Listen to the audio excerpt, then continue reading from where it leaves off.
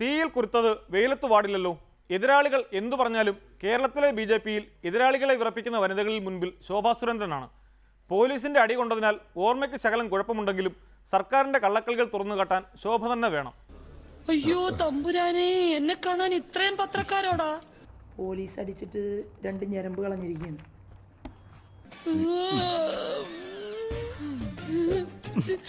ചേച്ചി കരയരുത്. ചേച്ചി KPPയുടെ ധീരയായ പ്രവർത്തകയാണ്. തോക്കിനും ലാത്തിക്കൊന്നും KPP എന്ന സംഘടനയെ തോൽപ്പിക്കാനാവില്ല. നടന്ന സംഭവം വിവരിക്കാമോ? വിവരിക്കാം. ഒരു സ്ത്രീയെ പോലീസ് വളരെ പൈശാചികമായി, നിഷ്ഠൂരമായി, അതിക്രൂരമായി, ദാരുണമായി മർദ്ദിച്ചു. അതുകൊണ്ട് കാര്യങ്ങളിപ്പോൾ ഓർത്തെടുക്കാൻ കുറച്ച് പ്രശ്നമുണ്ട്. പ്രശ്നം ലളിതവും സുന്ദരവുമാണ്, പക്ഷേ ഗുരുതരവും. ഇവിടെ ഇപ്പം എൻ്റെ കൂടെ വേറൊരാളുമുണ്ട്. ആര്? ഒരു പെണ്ണ്. പെണ്ണ ഇവിടെ? അത് കൊള്ളാലോ. കൊള്ളാമോ? എവിടെയാ? ആ മുറിക്കകത്ത് കയറി നിൽപ്പുണ്ട്. വിസ്തരിച്ചിട്ട് ഒന്ന് എളുപ്പം ഒഴിവാക്കിത്ത.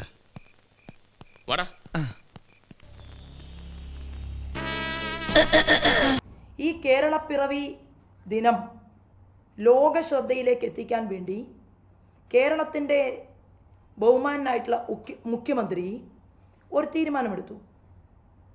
തീരുമാനം പബ്ലിക് റിലേഷൻ വകുപ്പിനെ ഉപയോഗിച്ചുകൊണ്ട് സാംസ്കാരിക നവോത്ഥാന നായകന്മാരുടെ ഡോക്യുമെൻ്ററി പ്രദർശനം കേരള ഹൗസിൽ വെച്ച് സംഘടിപ്പിക്കാൻ തീരുമാനിച്ചു.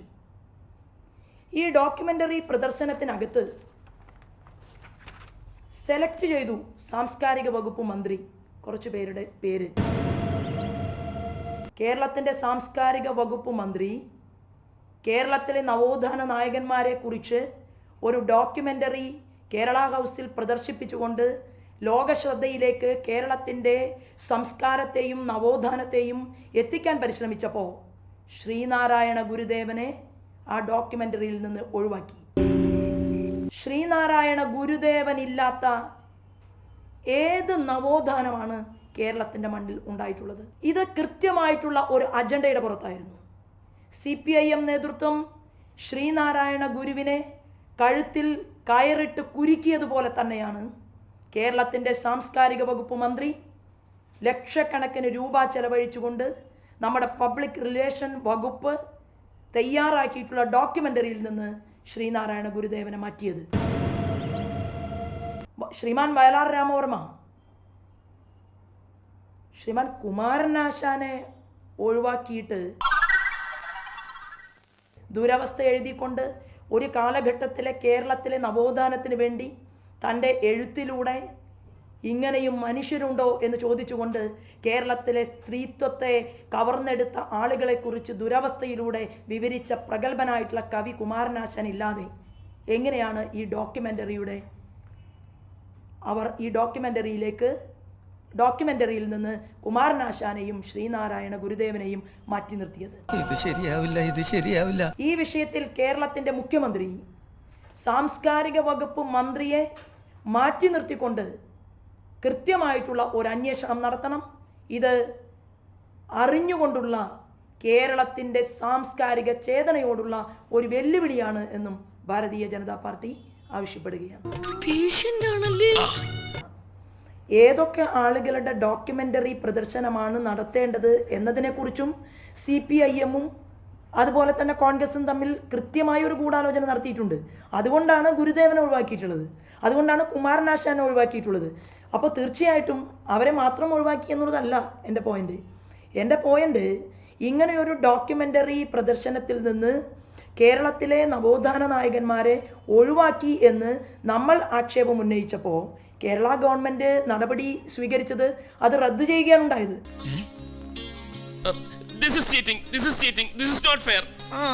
ഡോക്യുമെൻ്ററി പ്രദർശനത്തെ മാറ്റിവെക്കേണ്ടതിനു പകരം ഈ ഡോക്യുമെൻ്ററിയിൽ ശ്രീനാരായണ ഗുരുദേവനെയും കുമാരനാശാനെയും കേരളത്തിൻ്റെ നവോത്ഥാനത്തിനു വേണ്ടി പ്രവർത്തിച്ച മുഴുവൻ ആളുകളെയും ചേർത്തുകൊണ്ട് ഡോക്യുമെൻ്ററി പ്രദർശിപ്പിക്കണം എന്നാണ് നമ്മുടെ ആവശ്യം. ഞാൻ മലപ്പുറത്തിൻ്റെ മരുമകളാണ്.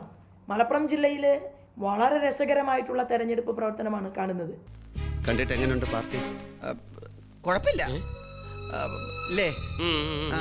അവിടെ SDPI, popular front, PDP, Jamaat Islami, league തരാതരം പോലെ സൗകര്യപൂർവ്വം അവരൊക്കെയായി പല പഞ്ചായത്തുകളിലും ബന്ധമുണ്ടാക്കിക്കൊണ്ടാണ് CPIM മത്സരിക്കുന്നത്.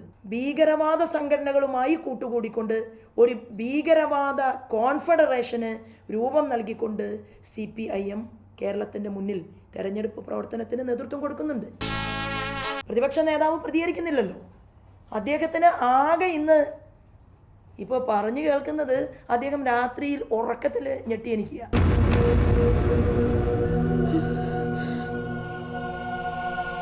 വെള്ളം ചോദിക്കുക എന്നാണ് ടീച്ചർ വിചാരിക്കുന്നത്. പക്ഷെ വെള്ളം കൊണ്ടുവന്ന് കൊടുക്കുമ്പോൾ അദ്ദേഹം പറയുന്നത് ഞാൻ വെള്ളാപ്പള്ളി എന്നാണ് പറഞ്ഞത്. വെള്ളാപ്പള്ളിയെ കുറിച്ച് മാത്രമാണ് പ്രസംഗം. പാർട്ടിയുടെ പോസ്റ്ററിൽ പടം വരാഞ്ഞതിലൊന്നും ശോഭയ്ക്ക് ഒട്ടും പരാതിയില്ല.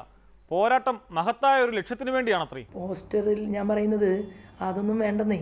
നമ്മൾ ഇപ്പോൾ ഒറ്റ ലക്ഷ്യമാണ്. ശബരിമലയ്ക്ക് വ്രതം നോൽക്കുമ്പോൾ ഭയങ്കര തണുപ്പുണ്ടാവും. ഈ തണുപ്പ് ഇഷ്ടമില്ലാത്ത കുട്ടികൾ അവർ പറയും എനിക്ക് അയ്യപ്പനെ കാണണം എന്നൊക്കെ ആഗ്രഹമുണ്ട്, പക്ഷേ ഈ തണുപ്പ് സഹിച്ച് ഈ വ്രതം എടുക്കണ്ടേ എന്നൊക്കെ ചില ഘട്ടത്തിൽ ആ കുട്ടികൾക്ക് തോന്നും.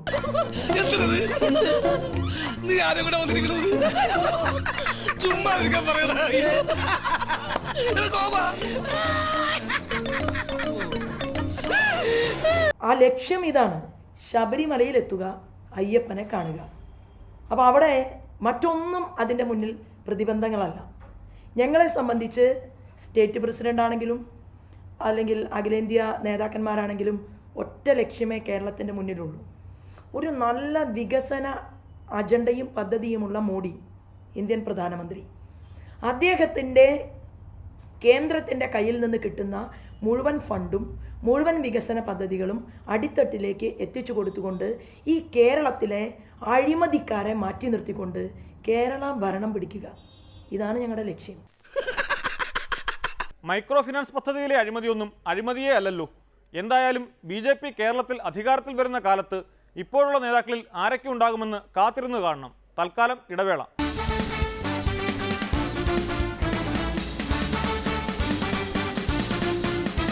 ഓരോന്നും പരാജയപ്പെടുമ്പോൾ അതിനെ തുടർന്നുള്ള അടിയന്തര നടപടികൾ കണ്ടുകൊണ്ടിരിക്കുകയല്ലേ നിങ്ങള്? പാണ്ഡനായുടെ പല്ലിനു ശൗര്യം പണ്ടേ പോലെ ഫലിക്കുന്നില്ല. ഈ ബാർ കേസും ഉമ്മൻചാണ്ടി ഉണ്ടാക്കിയത്